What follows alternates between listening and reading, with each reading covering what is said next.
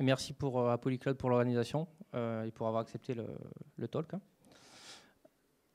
Donc, je vous ai laissé quand même le petit QR code au cas où, je ne sais pas si beaucoup l'utilisent, mais au moins vous pourrez faire des petits retours.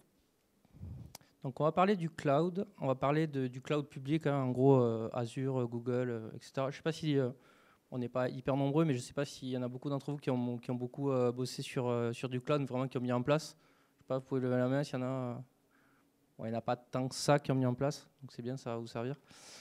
Donc le but, c'est de déconstruire un peu le mythe. En gros, c'est la première étape, ça va être de dire, voilà, le cloud public, c'est pas infaillible, c'est pas parfait. Il y a des défauts, c'est pas juste 3 clics et on déploie dans le cloud et tout fonctionne comme je veux et ça coûte pas cher. Et voilà, c'est une révolution par rapport à ce qu'on faisait avant, parce qu'avant ça fonctionnait très bien avec des VM aussi, donc voilà, ça sortait très bien. Par contre, ensuite, on va identifier les vrais bénéfices quand même du cloud.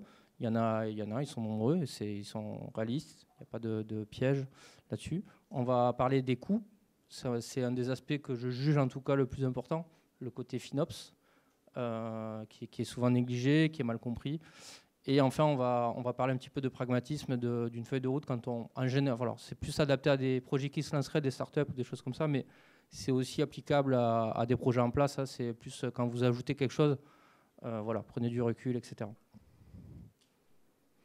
Ok, je me présente rapidement. Donc, je suis senior développeur. Alors, c'est pas pour faire le beau, c'est juste que les titres sont en anglais dans la société. Mais donc, senior développeur back-end et release manager chez Descoin. C'est une société qui donc travaille dans la crypto-actifs, les crypto-actifs. Donc, nous, on permet d'acheter, de vendre et d'échanger de la crypto. On a des produits pour les pros aussi. C'est franco-français. Voilà, si jamais, n'hésitez pas. Donc, je suis un ancien diplômé de Polytech, donc très heureux d'être ici avec vous, de participer un petit peu à la relève et de voir plein de nouveaux profils sortir de l'école. Donc, j'ai à peu près 15 ans d'expérience, je suis sorti en 2010 de Polytech, donc voilà, à peu près 15 ans d'expérience, principalement dans le développement. Après, je m'intéresse un peu à tout. Je continue à me former sur l'IA, sur la blockchain, sur même développement de jeux, parfois les trois en même temps. Donc, voilà. Donc on va parler des promesses du cloud, les promesses sur le papier, donc l'innovation continue, ce qui est assez vrai. Vous trouverez assez rapidement sur le cloud des briques récentes. Il y a des petits décalages dans les versions, par exemple pour les bases de données, etc. Mais globalement, vous allez retrouver tout ce dont vous avez besoin sur les clouds publics, que ce soit les fils de messages, que ce soit les bases de données, que ce soit la containerisation. Donc c'est quand même à jour. Maintenant, on a aussi l'intégration d'IA. Il y a un partenariat Microsoft avec Hugging Face, par exemple, etc. Donc, il y a pas mal de choses qui se mettent en place. Là-dessus, c'est vrai que voilà, la disponibilité mondiale, donc ça, c'est pas forcément important pour tout le monde non plus, parce qu'on a beaucoup d'applis basées en France aussi. Mais si vous avez besoin, par exemple, de faire de la redondance multi-région, c'est vrai que c'est très pratique, c'est déjà intégré, c'est assez facile à mettre en place. Il y a aussi les CDN, voilà. C'est quelque chose qui est devenu trivial, on va dire. L'évolutivité, donc le scaling, l'agilité, le scaling, le fait de pouvoir gérer des pics d'activité, etc. Voilà, c'est pareil. Sur des infras un peu rigides, c'est plus compliqué. Là, on a vraiment accès en quelques clics voilà, on passe à l'étape supérieure et bon, ça coûte plus cher, certes, mais c'est assez facile à mettre en place. Et enfin, une autre promesse, peut-être la plus importante, entre guillemets, parce qu'une entreprise, avant tout, c'est quand même de faire des bénéfices. Il ne faut pas que ça coûte trop cher, l'infra, il faut qu'on arrive à s'en sortir. Donc, une des économies promises avec le paiement à la demande, ce qui est vrai, mais on va voir, il y a quand même une grosse contrepartie à ça. Il y a pas mal de choses à prendre en compte pour que, justement...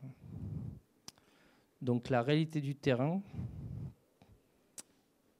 Oui, la fameuse facture. Donc, bien sûr, ce n'est pas le seul reproche que j'ai vu sur les projets cloud, mais c'est le principal, c'est ça coûte cher. On va voir pourquoi. Il y a d'autres inconvénients. Hein. Des fois, on va dire ça marche pas, ça rame, mon pod il redémarre en boucle, etc. Il y a d'autres soucis qui sont explicables, mais c'est le principal. Donc pourquoi? On va essayer de passer rapidement. Donc souvent, moi, c'est ce que j'ai remarqué, encore une fois, c'est ma vision des choses, mais souvent, il y a un manque de documentation. Donc ça, c'est le principal. La documentation d'un projet, c'est important. Ça l'est encore plus quand votre projet est dans le cloud. Il faut tout documenter, on en reparlera, mais schéma d'architecture, les droits d'accès, ce qui est autorisé, pas autorisé, pourquoi on a fait ça, c'est hyper important. Si vous n'avez pas ça, vous ne pourrez pas prendre du recul, savoir pourquoi ça vous coûte cher aussi. Il y a une méconnaissance des outils, ça c'est hyper important aussi. Il y a beaucoup, on va le voir, il y a beaucoup de composants en fait sur les clouds publics. Je vais prendre l'exemple d'Azure, mais je pense que c'est à peu près les mêmes sur les autres. Je connais un peu Google aussi, c'est à peu près les mêmes briques. Donc on verra qu'il faut quand même connaître ces briques-là parce que l'utilisation d'une brique ou d'une autre, ça change complètement les dépenses, ça a un impact sur les dépenses. Et si votre besoin ne nécessite pas forcément d'utiliser, on prendra l'exemple des fils de messages, mais voilà, c'est pas la peine non plus de sortir le tank pour tuer une mouche, hein, comme on dit. L'observabilité, ça c'est, on disait tout à l'heure, si vous n'avez pas d'observabilité, vous n'allez pas voir que votre infra vous coûte cher. Donc si vous ne mettez pas en place des alertes, si vous ne mettez pas en place des notifications, des notions qu'on appelle de budget dans le cloud, qui vous permettent de suivre les coûts, vous ne vous apercevrez pas que votre infra coûte 3 000 € alors que vous aviez prévu de dépenser 1 000 €. Et ça, ça peut être très très grave pour la santé de votre entreprise. Et enfin, donc, ça va avec ça, mais mes connaissances des aspects FinOps, on pense vraiment au déploiement dans le cloud en se disant c'est bon, je mets telle ressource, mais il faut vraiment prendre en compte à chaque fois qu'on fait une action, à chaque fois qu'on choisit une brique, il faut prendre en compte cet aspect FinOps. C'est très important. Donc l'impact que vous allez avoir sur les coûts dans votre entreprise. Donc l'observabilité, on en a parlé. Donc c'est pas que pour les dépenses évidemment. Hein, je fais un petit rappel, mais l'observabilité c'est aussi pour la sécurité, donc le monitoring, les logs, etc. C'est aussi pour les ressources, vérifier que voilà, tout se passe bien en termes de RAM, de vCPU, tout est OK. C'est aussi la surveillance des incidents. Donc vous avez plusieurs moyens de faire ça, hein, notamment vous pouvez même externaliser avec du Sentry. Enfin, voilà. Il faut avoir une vision globale sur votre infra. C'est très important. Donc je fais quand même un rappel, c'est pas que pour les dépenses. Il y a plein d'outils intégrés au cloud. Vous pouvez même aller sur des marketplaces, donc vous pouvez vous intégrer facilement. Mettre du Grafana, mettre du Sentry, voilà. Il y a des outils, il faut les connaître, bien sûr. Si vous ne les connaissez pas forcément, vous ne saurez pas qu'ils existent, vous ne pourrez pas les utiliser. Et ensuite, il faut mettre ça en place pour avoir une vision globale et précise de votre infra. Des petits rappels. Donc DevOps, DevSecOps, FinOps, tous ces mots-là. En plus, vous êtes voilà, à Polytech, ici, il y a une section DO. DevOps, ce n'est pas un métier, ce n'est pas un poste. DevOps, c'est avant tout une culture, c'est avant tout une méthodologie. C'est en gros les développeurs qui vont bosser avec les opérationnels, parfois les développeurs qui vont faire de l'opérationnel aussi, qui vont travailler avec les archis, etc. C'est vraiment le fait de travailler ensemble. Il faut vraiment faire la distinction, c'est important. Et c'est d'autant plus important, encore une fois, quand vous mettez en place une infra, il faut que les développeurs, s'ils font que du développement, ils communiquent avec ceux qui sont en place, ceux qui font de l'infra.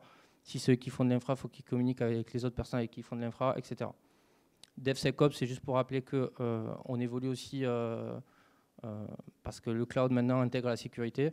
Donc il faut qu'évidemment il y ait aussi cette boucle avec la sécurité, y compris si c'est le développeur qui fait aussi de la sécurité et aussi de l'opérationnel, ça existe. Et intégrer donc les aspects FinOps, comme j'en ai parlé, donc toujours se poser la question combien ça va coûter, pourquoi je fais ça, est-ce que par rapport à la taille de mon entreprise, c'est légitime d'utiliser cette brique-là qui va coûter, voilà. Donc ça, c'est quelques exemples de composants Azure. Donc je vais pas tous les énumérer. Je vais quand même en citer quelques-uns qui sont importants et que vous retrouverez pareil dans d'autres clouds. Alors vous ne le mettrez peut-être pas tout de suite en place, mais les front doors, très important. C'est l'une des premières briques à mettre en place, mais bon, ça coûte quand même, je prends le cas d'Azure, ça coûte quand même 300 € par mois, mais ça vous permet d'avoir un WAF, donc de vous protéger des bots, de vous protéger des intrusions, de les détecter, de faire du proxy, de faire du géofiltering. Donc si votre API doit être qu'en France, que vous voulez voilà, refuser tous ceux qui sont pas en France, vous pouvez refuser sur une plage d'IP ou carrément, voilà, ça vous facilite la tâche pour appliquer des règles, en fait, tout simplement sur l'accès à votre infra, enfin à vos applications en tout cas. Donc ça, c'est quand même une brique assez sous-estimée et qui, pour le coup, vaut son prix. Et je pense que voilà, c'est quelque chose qu'il faut vraiment envisager dès que vous avez une infra qui commence à être... voilà, dès que vous avez attaqué le projet, mettre en place assez vite. Storage account, ça c'est pareil, c'est tout ce qui est stockage de fichiers de manière générale. Donc ça c'est une brique qui est très pratique, très utilisée, peu onéreuse. Donc voilà, faut vraiment, on s'en sert un peu pour tout, notamment pour les logs. Une solution simple, c'est de prendre vos logs et de juste les injecter dans le storage account. Puis derrière, à l'ère du vibe coding entre guillemets, vous n'aurez plus qu'à scripter votre scrapper de logs, à filtrer vos logs, à faire de la recherche dessus. Voilà, ça peut être une bonne solution pour démarrer. C'est pas la peine encore une fois de sortir Elasticsearch et compagnie directement. Si vraiment vous démarrez un projet, vous n'avez peut-être peut-être pas besoin et peut-être pas le temps de faire ça. Donc voilà, il faut se reposer sur des solutions pragmatiques. Il y a tout ce qui est policy, donc ça je ne vais pas en parler là, mais ça vous permet quand même d'appliquer des règles pareil sur les axes ressources. Fil de message, donc à Service Bus, ce que je vous disais tout à l'heure, hein, donc il y a Service Bus, Event Grid, Event Hubs. Vous voyez, il y a beaucoup de solutions pour faire des fils de message et faire communiquer les services entre eux quand vous avez une architecture microservice par exemple. Event Hub c'est génial, c'est compatible Kafka, etc. Par contre, dès que vous commencez à prendre on va dire le format ce qu'on appelle premium, donc la meilleure solution, ça peut vite vous coûter très cher. Donc peut-être que vous auriez assez avec Event Grid ou Service Bus. Vous ne choisissez pas forcément le format du message, mais ça peut suffire à votre besoin et ça ne va pas vous faire gonfler la note, quoi. Infrastructure, pareil, hein, il y a les VM, les fameuses VM, on en a toujours besoin, donc elles sont toujours là. Il y a de la containerisation, du Kubernetes managé, de la dockerisation un petit peu plus, encore plus managée que le AKS, qui vous permet de vraiment vous reposer dessus. Si vous n'êtes que 2 développeurs, par exemple, vous n'avez peut-être pas envie de faire encore un petit peu de tuning sur du Kubernetes. Donc voilà. Et le plus important pour moi, je pense, c'est les bases de données. Vous avez en 3 clics une base de données PostgreSQL assez bien configurée. Vous choisissez le sizing, ça fonctionne, ça scale. Voilà, ça, pour ça, c'est quelque chose qui était quand même assez compliqué à mettre en place à l'époque, entre guillemets.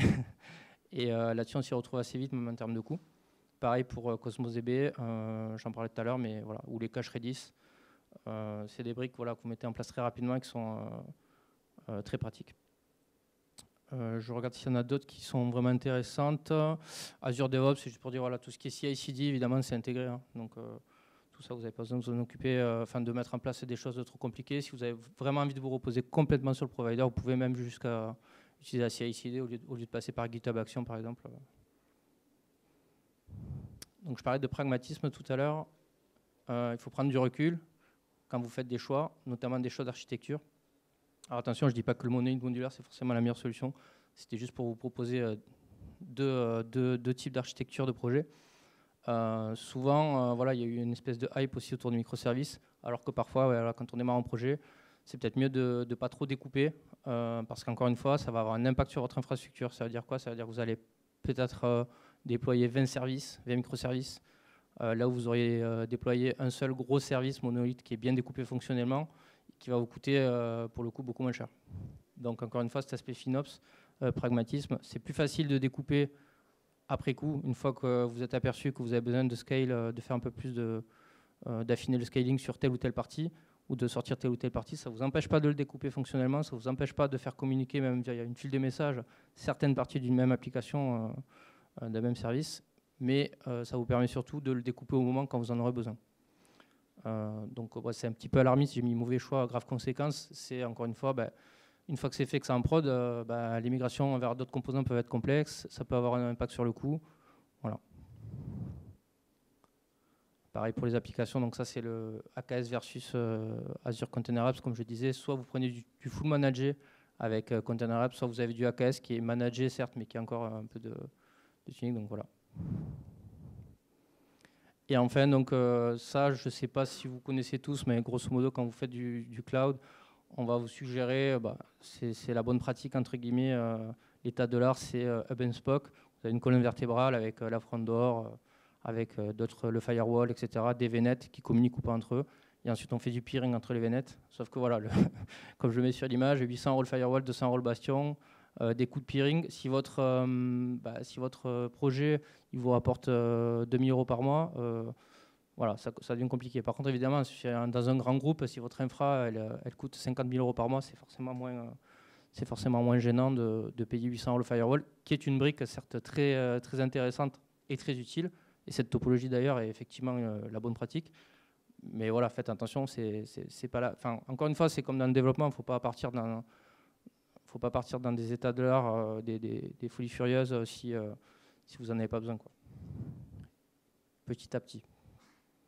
Donc une petite histoire pour illustrer un petit peu ce qui a pu se passer. Donc Cosmos DB, je vous en parlais tout à l'heure. Quand vous faites un flexible server Cosmos DB, donc c'est compatible MongoDB et d'autres bases de données orientées documents. Vous avez deux modes. Vous avez le mode RU, le mode vCPU. Donc c'est, on va dire, une espèce de grosse machine. Et voilà, elle est sizée avec ce que vous choisissez. Et vous avez le mode RU. Le mode RU, c'est Vous ne savez pas trop ce que c'est hein, chez Microsoft, c'est un peu pareil chez les autres, c'est ressources unit. Donc ça va dépenser des ressources unit à chaque fois que vous allez faire des requêtes. L'intérêt de ça, c'est que vous allez dépenser que ce que vous consommez en termes de requêtes. Donc ça peut être très intéressant. Par contre, c'est un peu obscur, c'est un peu... voilà. À un moment donné, on avait des requêtes qui vraiment mettaient 3 secondes, 5 secondes, 7 secondes. Enfin, ça ramait pas mal sur l'infra, pour certains cas. Et on s'est dit, bah, tiens, on va essayer d'étudier. Bah, avec tout ce qu'on avait en place dans sur l'infra, on a pu le faire. Qu'est-ce qu'on a fait? Je vous ai parlé tout à l'heure, il y avait les storage accounts pour les logs. Il y avait aussi la possibilité d'utiliser de l'analytics, ce qu'ils appellent analytics chez Microsoft. C'est une espèce de storage sur lequel après on peut faire de l'analyse, un peu comme si vous aviez dans Elastic et que vous analysiez ça. On l'a activé temporairement. On a récupéré tout l'audit des requêtes qui passaient. Et ce qui est bien, c'est qu'on pouvait voir le nombre de RU qui étaient consommés par requête. On pouvait trier. On a pu s'apercevoir que, on avait par exemple 1000 RU par collection maximum. On s'est aperçu qu'il y avait des requêtes qui prenaient 3000, 4000, 5000 RU, voire 20 000 RU. Voilà.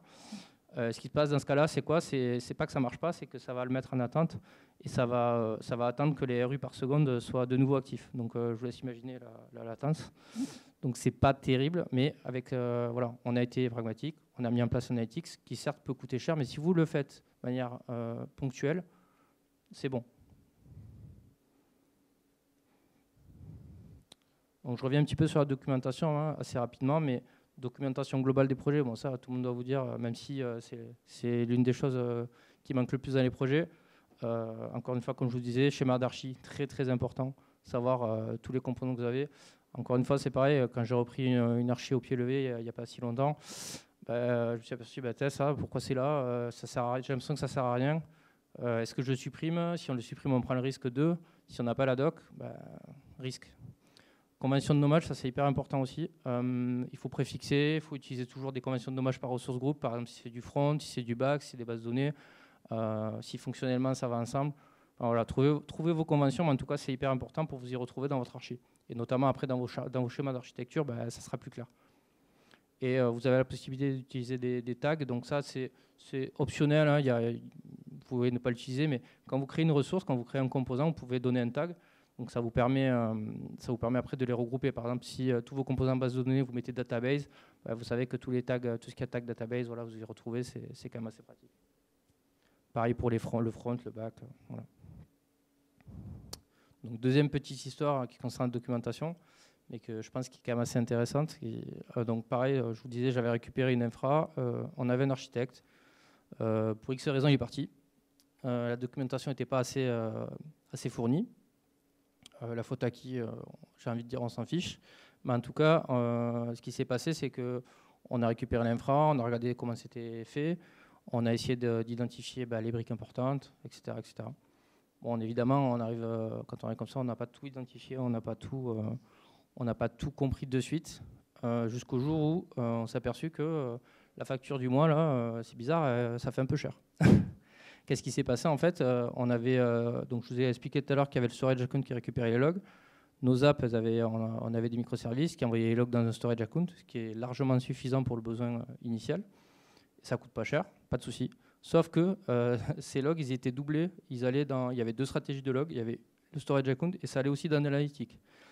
Ça se voit pas forcément de suite parce que l'analytique c'est un peu incrémentiel. Du coup, il va garder le storage X temps et après, ça vous permet de requêter dessus, mais au début, on ne s'en aperçoit pas. Puis, qu'est-ce qui s'est passé? En fait, il y a eu, on a parlé tout à l'heure pour les erreurs, mais il y a des erreurs qui se sont passées en production, qui n'étaient pas critiques, mais qui ont quand même craché beaucoup de logs.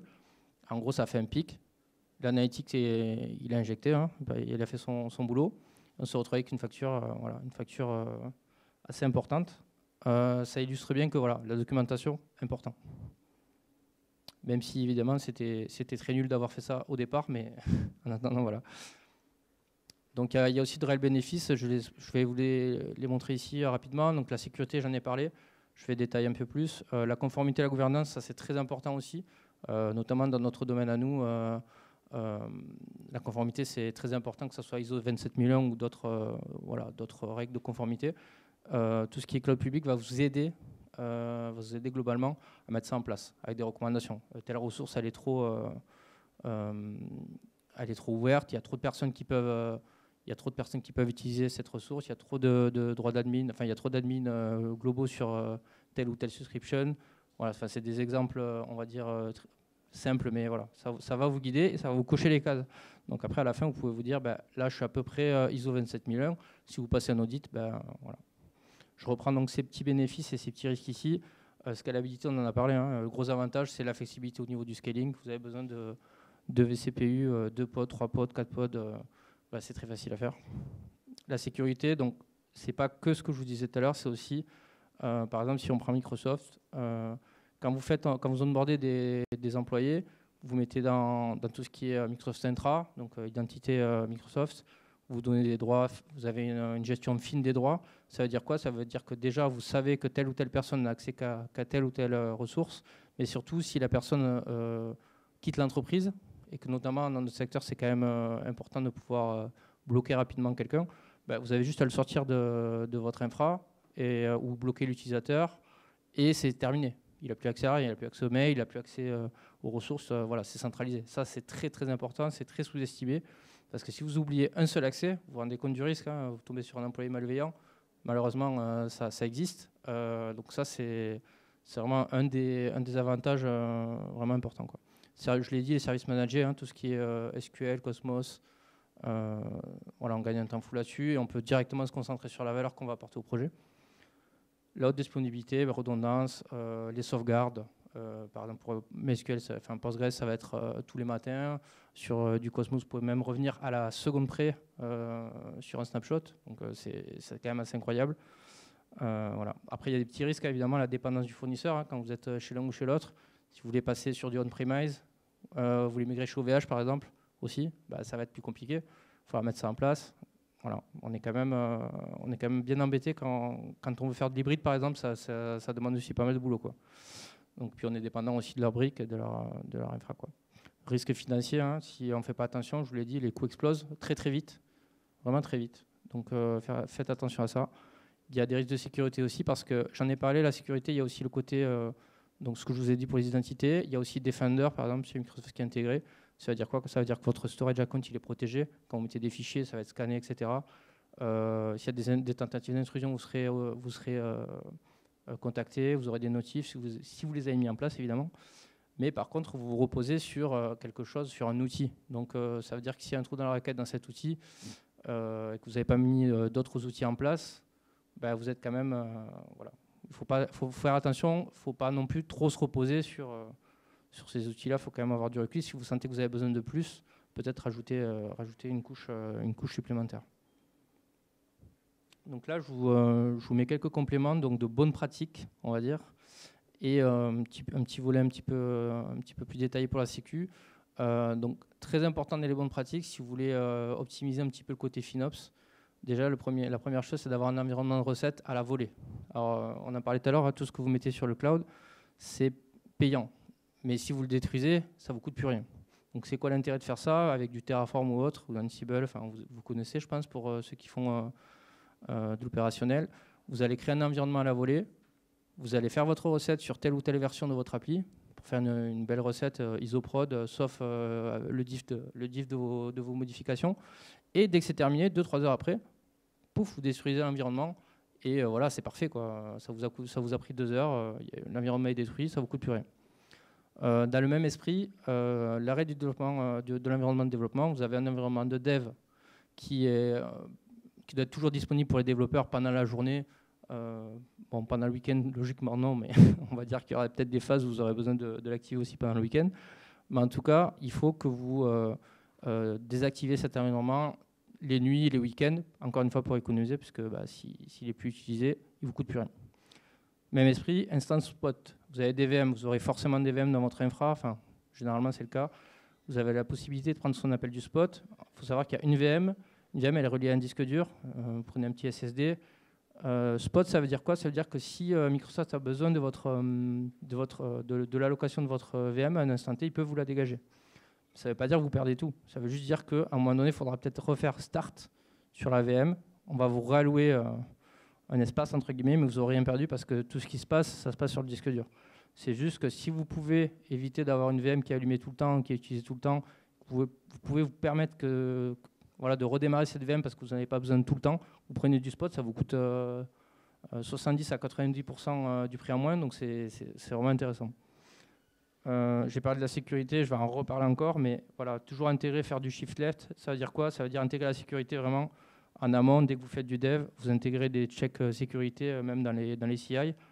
Ça vous permettra de déjà avoir une belle barrière contre les vulnérabilités. Donc au moins le check de dépendance, ce genre de choses. Check du code, voilà. Tout ce que vous pouvez intégrer dans la CI, c'est toujours ça de gagner. Les alertes, évidemment, les alertes notifications. Si vous ne les mettez pas en place, ce n'est pas automatique, hein, sauf pour certains cas, vraiment. Donc pensez à utiliser des alertes, des notifications, mettez-les en place. SMS, email, ça c'est vous qui voyez, il y a plusieurs types de notifications. Mettez des notifications, observabilité, sinon vous serez aveugle et vous ne pourrez pas intervenir. Documentation, on en a parlé, le pragmatisme par rapport à l'architecture, etc. Et la sécurité, ouais, je vous ai mis un petit carré là-dessus, mais c'est pareil, ça reprend surtout le côté shift left, le côté identité centralisée et le fait que ça vous sécurise quand même si vous devez gérer des droits utilisateurs, c'est assez facile, vous pouvez mettre des rôles, utiliser l'authentification Azure ou Auth2, etc. Donc voilà, il y a pas mal de choses. Donc petite conclusion rapide, le cloud, j'ai dit la magie du cloud tout à l'heure, mais c'est pas magique, hein, il faut vraiment être rigoureux, il faut appliquer certaines règles, il faut se poser, il faut prendre le temps de faire les choses, il faut discuter entre les développeurs, entre ceux qui mettent en place l'architecture. Si c'est les développeurs qui mettent en place l'architecture en même temps, ben voilà, il faut qu'ils communiquent entre eux. Il y a même voilà, le côté FinOps, ça peut être aussi des remontées qui peuvent être faites au-dessus. Hein, si quelqu'un doit gérer le côté finance de la société, ben, le FinOps, c'est ça aussi. Hein. Si l'infra vous coûte 5 000 € par mois et que vous en rentrez 10 000, il faut que celui qui gère les finances de la société soit au courant. Hein. Donc voilà, il y a toute une communication, tout un travail à faire ensemble. La visibilité, ouais, je l'ai dit, et voilà, le savoir-faire, donc comprendre les composants, vraiment se documenter, prendre du recul, et voilà, être sûr de ce que vous faites, maîtriser ce que vous faites. C'est du bon sens, ça, ce que je dis, ça paraît bête, mais on s'aperçoit souvent que les gens se lancent un peu dans le cloud et créent 2-3 composants, et ils se disent ça va faire l'affaire. Non, il faut réfléchir avant de faire les choses. Donc il y a des bénéfices, ils sont réels, ça peut être très très intéressant. Par contre, il faut être rigoureux. Juste pour le mot de la fin, voilà, ça veut dire que les gens qui vont s'occuper de l'infrastructure, les personnes que vous allez mettre là-dessus, il faut qu'elles soient rigoureuses. Voilà. Il faut qu'elles soient rigoureuses, il faut qu'elles fassent du reporting, il faut qu'elles fassent attention, il faut qu'elles pensent à beaucoup de choses. Donc voilà. Ça ne veut pas dire que les gens qui ne sont pas comme ça sont nuls, mais il faut penser au bon profil pour les bonnes finalités. Voilà, j'ai fini. Il reste 1 minute 30, on va dire, pour les questions, à peu près. Vous avez le petit QR code.